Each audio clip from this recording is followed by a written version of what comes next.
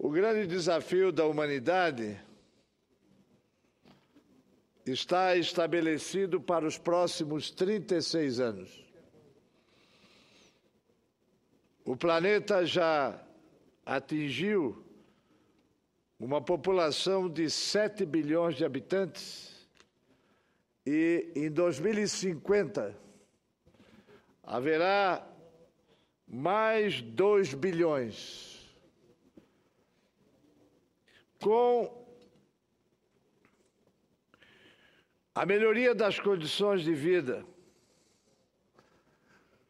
com a atuação mais eficaz da medicina, com um atendimento mais disseminado de natureza básica na saúde,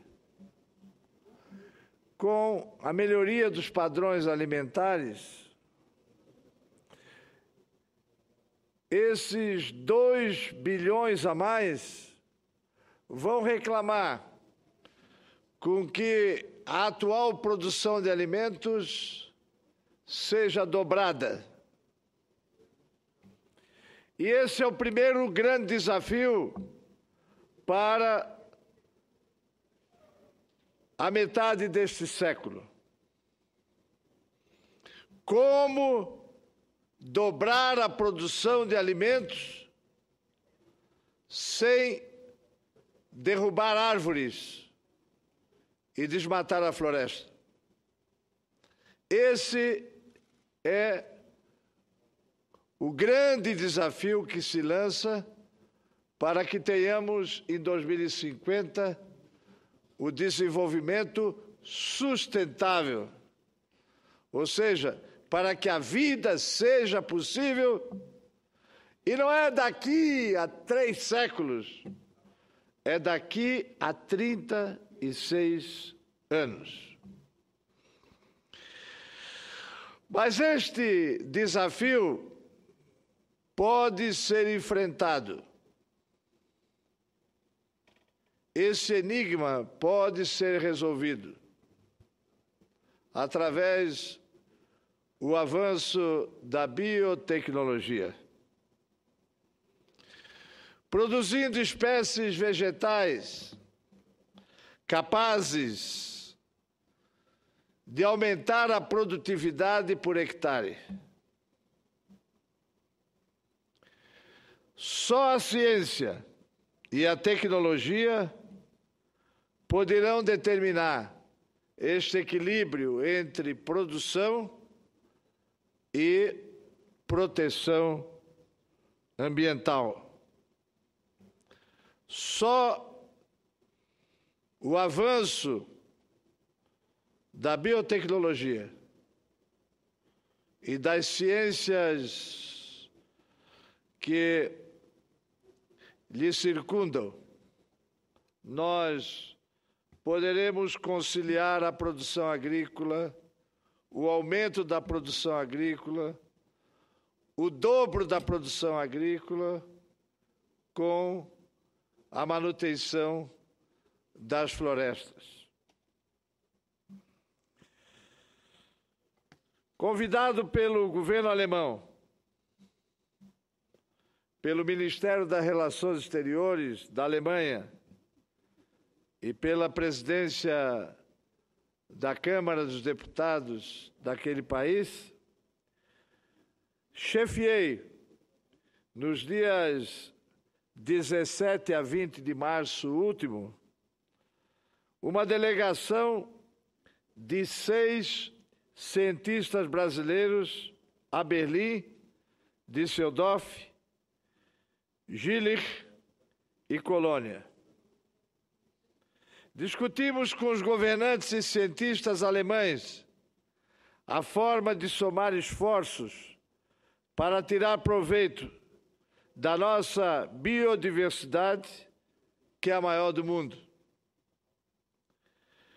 A ciência, senhor presidente, senador Jorge Viana, não é mais obra do acaso de um iluminado como Descartes, Newton, Darwin ou Einstein. A internet intercomunicou os laboratórios e centros de pesquisa, criando equipes multidisciplinares que trocam experiências à distância.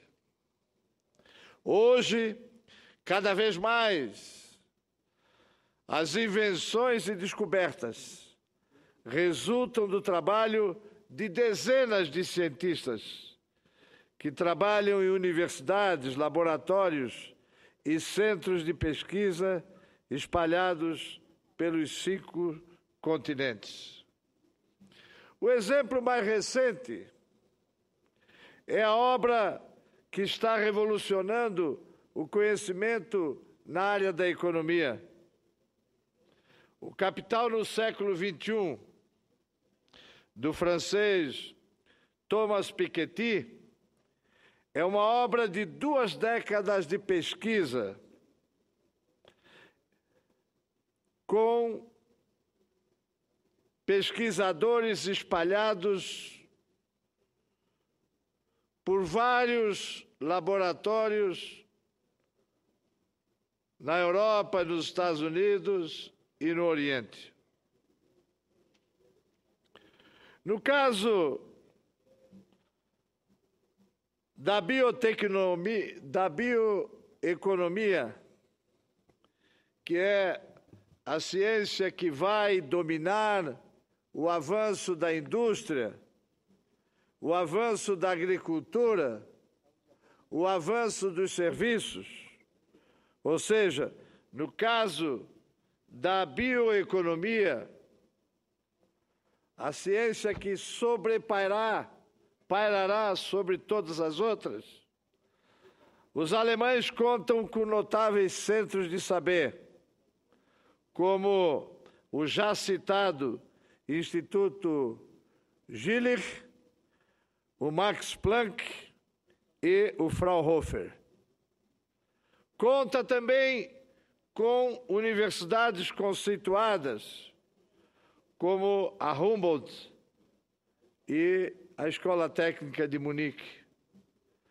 Por que não somarmos a expertises de instituições avançadas, como a Embrapa, a Fiocruz, para tirar proveito mais rápido dessa biodiversidade brasileira? Aliás, quero salientar que tive uma surpresa muito agradável visitando o Instituto Max Planck. Lá encontrei um pesquisador da Embrapa e 3 pesquisadores da Universidade Regional do Vale do Itajaí. Foi uma surpresa ver ali pesquisadores brasileiros trabalhando com pesquisadores alemães para melhoria da produção de biocombustíveis, área em que o Brasil exerce uma grande liderança. Um dos grandes desafios guiados pela bioeconomia é o de substituir a energia fóssil pela biológica. Já provamos que é possível abastecer nossos carros com biocombustível oriundo da celulose da cana-de-açúcar. Mas isso não é viável partindo apenas da celulose da cana. Estamos perto de dominar sua extração da madeira, o que pode conduzir, senhor senador engenheiro florestal Jorge Viana, o que pode conduzir a uma nova fórmula de manejo sustentável, dando valor econômico às nossas florestas. A descoberta do DNA e a decodificação do genoma já nos permite aumentar significativamente a produtividade agrícola com clones mais produtivos, resistentes às pragas e aos efeitos climáticos adversos, como grandes inundações e prolongadas secas. Por outro lado, as mudanças climáticas, senhor presidente, estão exigindo uma aceleração da pesquisa no sentido de adaptar culturas tradicionais à nova realidade do clima. Quando governador, determinei a EPAGRE, que é a Embrapa catarinense, notabilizada, dentre outras coisas, pela sua expertise na produção de sementes de arroz, que deram a Santa Catarina a maior produtividade mundial, especificamente estabelecida no município de Agronômica. Determinei a EPAGRE que começasse a estudar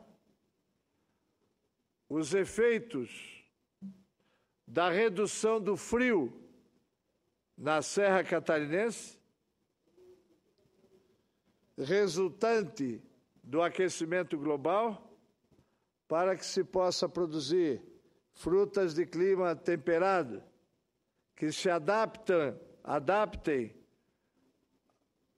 às novas temperaturas que haverão de vir nas próximas décadas, salvo se o mundo tomar consciência de que é preciso reduzir as emissões que estão provocando essas mutações no clima. Determinei que estudem a produção de uma maçã, de uma pera, de uma uva, que possa se adaptar a uma superveniente mudança do clima. E essa é uma providência que nós temos que tomar no nosso país. Nós já sofremos perdas terríveis por não dominarmos a ciência biológica. E o caso mais dramático foi o do algodão seridó, no Nordeste brasileiro, que desapareceu em função de uma praga que praticamente dizimou as lavouras. Nós tínhamos uma ameaça em Santa Catarina, no caso da maçã, mas com a atuação eficaz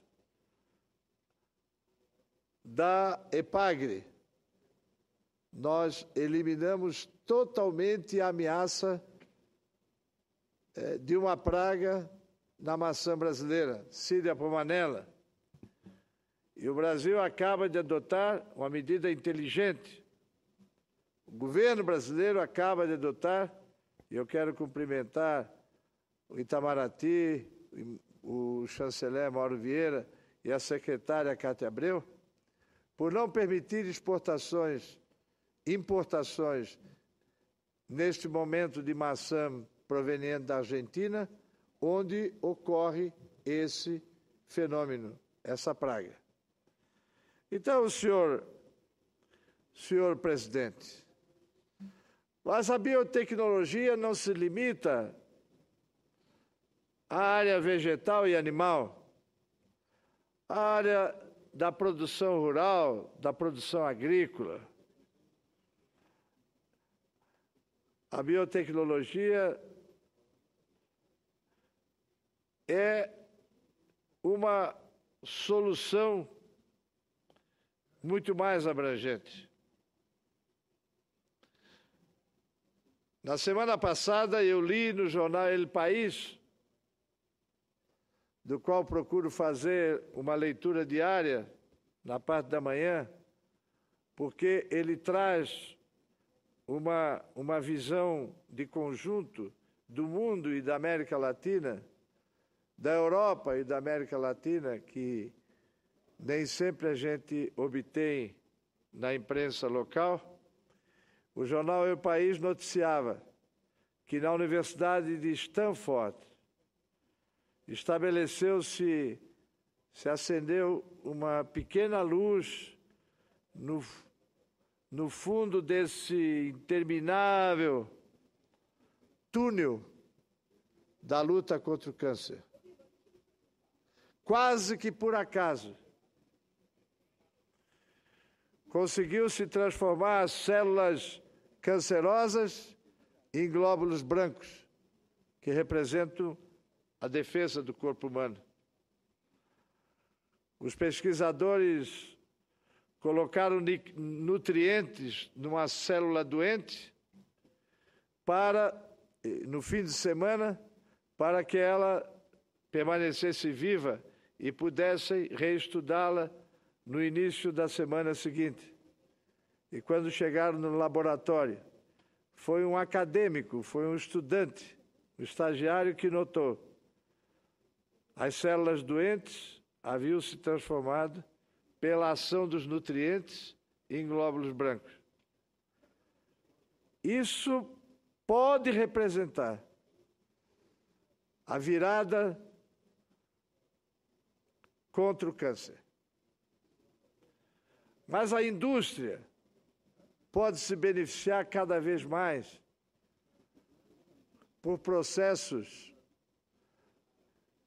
que envolvem a bioeconomia. E eu poderia, senhor presidente, afirmar, para encerrar esse meu pronunciamento, que a bioeconomia, com esforço multidisciplinar, com um esforço de integração dos vários centros de produção científica, a bioeconomia pode transformar essas nuvens negras que pesam contra a humanidade por esse malthusiano crescimento habitacional. E veja, senhor presidente, as previsões são de que em 2050 teremos 50 megacidades com mais de 20 milhões de habitantes cada uma. 50 megacidades com mais de 20 milhões cada uma. 50 São Paulo espalhadas pelo mundo. A perspectiva que temos também, já vou encerrar, senhor presidente, é que em 2050, 92% da população estará vivendo em cidades, o que avoluma, aumenta ainda mais esse desafio de dobrar a produção de alimentos. Esse é o grande pesadelo que temos pela frente. E a bioeconomia poderá transformar essas nuvens carregadas de dúvida na certeza de um futuro promissor.